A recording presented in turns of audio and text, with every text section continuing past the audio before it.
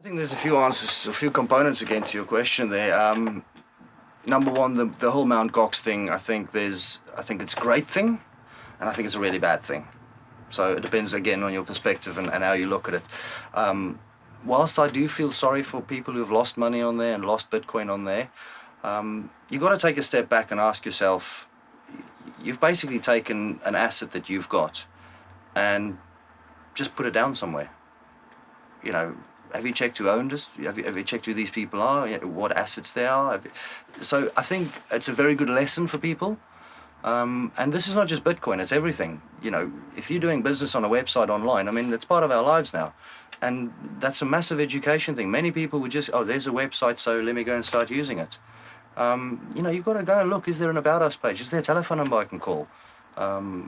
You know, who said what about them? Is this real? And, you know, what precautions? What's the background of the people running it? You know, have you just got two guys sitting in a hotel room somewhere, or what is the deal? You know, I think transparency is, you know, we've been going on about Bitcoin and the transparency and how that's good and all that, but it's not really there.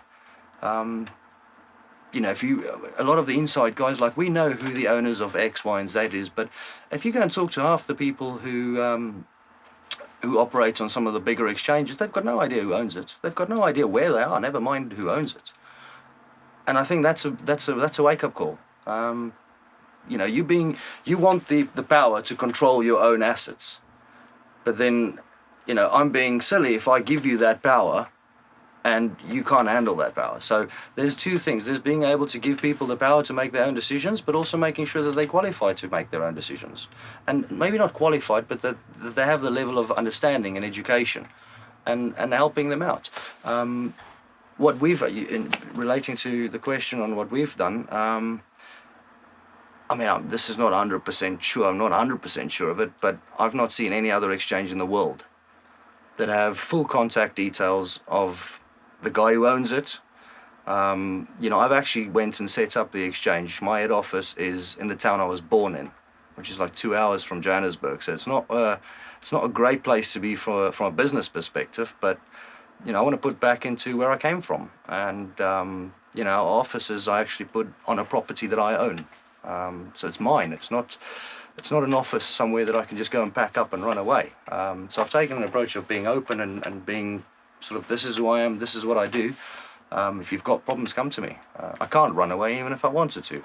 And therefore that puts a fair bit of responsibility on me as well to make sure that I do what I say I'm going to do and give people the confidence that they've got a professional team running everything and dealing with it. And, you know, I don't have shareholder here and a shell company there and all that. It's registered in South Africa. It's, you know, we've got ID numbers. So, you know, it's very simple for anyone to go and check out any of my details personally. We've also taken the decision to add our law firm that we deal with and our accountants. All their details are on our website, and, you know, they've fielded quite a few calls so far where we actually encourage people, call them. You know, it's going to be, I might still be able to disappear, but a law firm and an accountancy firm, that's going to be a lot. So I hope that will give people a lot of confidence that no matter what happens, we're not running away. And they don't have to fear, is my money safe? Is this safe? Is that safe? From a technology perspective, our Bitcoin's kept offline. So, well, obviously, every country and every jurisdiction is going to be different. I think as a whole, I mean, Bitcoin can't be regulated. That's just, you know, let's get that out there. It can't be regulated, so it's not going to be regulated, even though people might have a lot of things to say. It's not going to happen. And I don't think it should. It's like saying we want to regulate HTTP. You know, it's not something you can.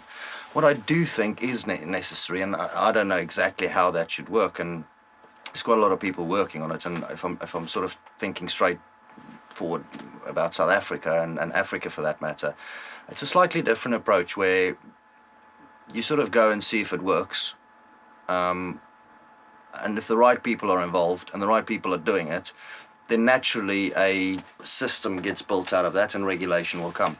I do think the exchange of fiat and Bitcoin or Litecoin or cryptocurrency for that matter should have regulation.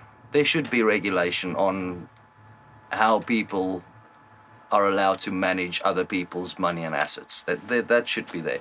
Whether the companies doing it should be regulated, I'm not that big a fan of that. I don't think regulating a company, to me, that's my personal view is that's just a box that's ticked and a stamp that's given, and let's just hope the guy does what we told him to do.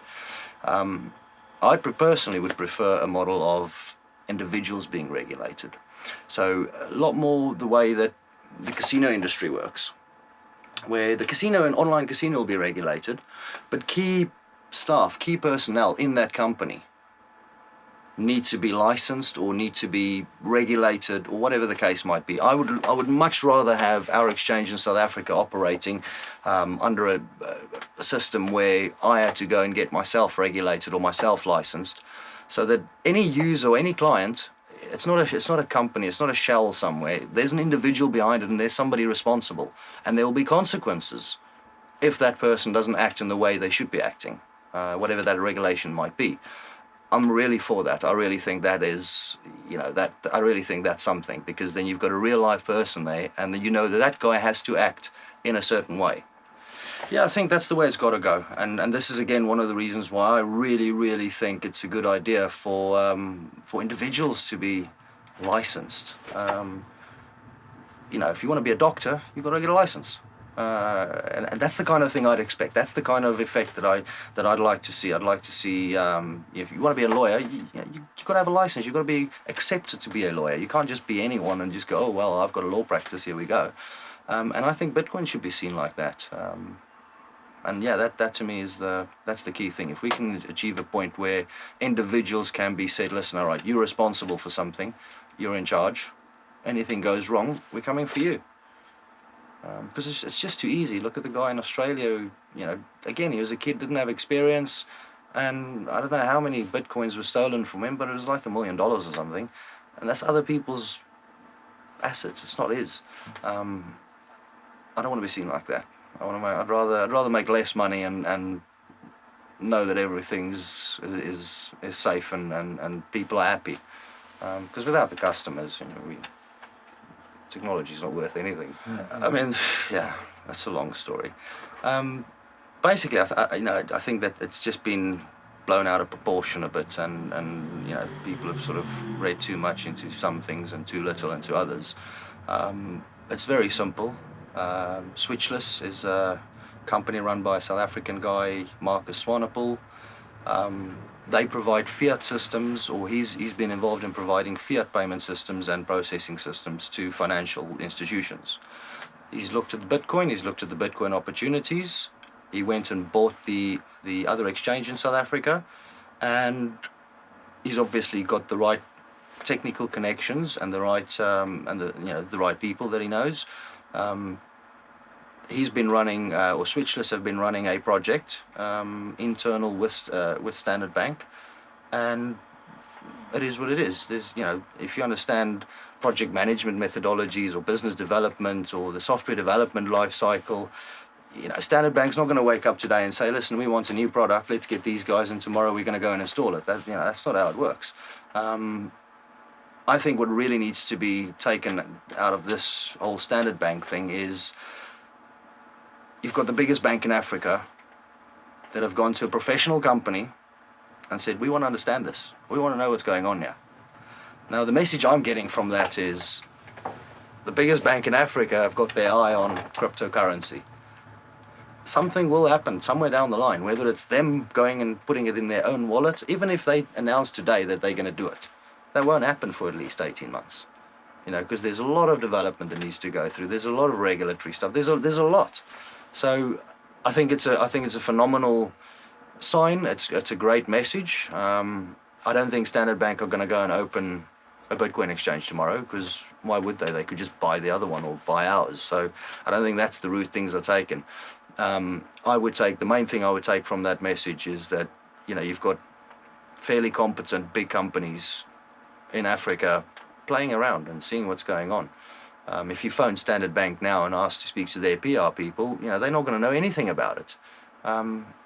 But can you imagine if they had to know about every single little project in the IT department? Nobody would get any work done.